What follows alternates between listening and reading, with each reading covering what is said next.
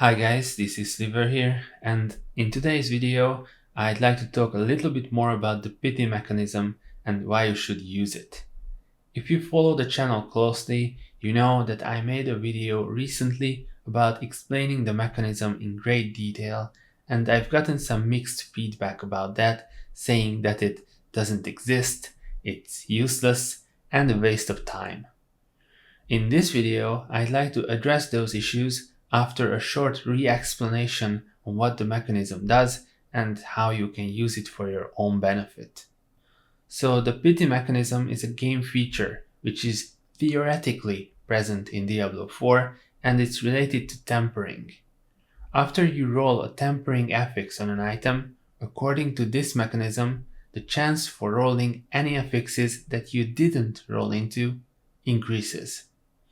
And this chance further increases with the number of times you didn't roll into the desired affix.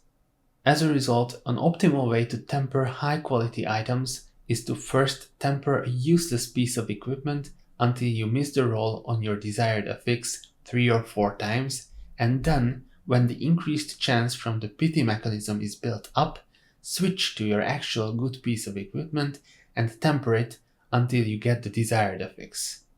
Theoretically, this way you'll have a better chance to avoid bricking your item with tempering.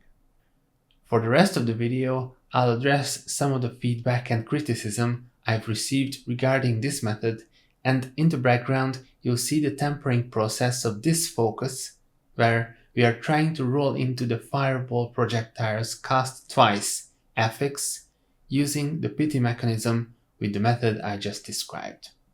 So the number one problem I've seen mentioned in the comments is that this mechanism doesn't even exist, and the reasoning behind it was that some players still bricked their items using the mechanism. My response to that is twofold. First of all, it is true that the presence of this has not been officially admitted by Blizzard, and it's very difficult to prove because you'd require lots and lots of reliable data to prove the statistically significant difference between using this method compared to the standard way of just tempering. On the other hand, your bricked items, while unlucky, also are not proof of this mechanism not existing. The theory doesn't say that your desired affix is guaranteed to appear if you use this method, only that it's more likely to appear. In order to disprove the existence of the mechanism, way more data is needed than just your few bricked items.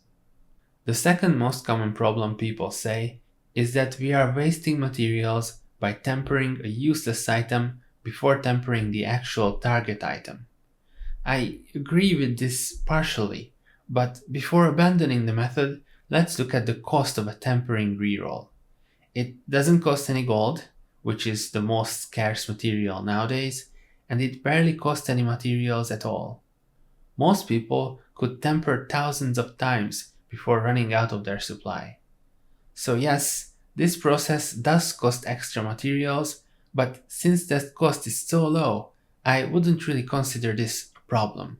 So, to sum it up, I'm not saying that using this method is proven to be working by analyzing adequate data. But, and this is a big but, there is enough coincidental partial evidence for it to be worth trying, especially considering the low cost. I believe that in this situation, what you have to look into are the costs and benefits. Is it worth for you to waste a very small amount of minerals to possibly get the correct affix and not brick your items? For me, the answer is a firm yes. Again, it might not do anything, but for me, this minimal investment is worth the possible payout.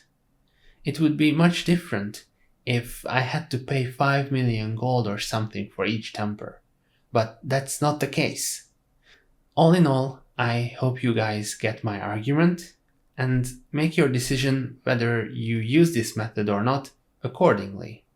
If you found this video helpful, a sub to the channel would be pretty great. Thanks.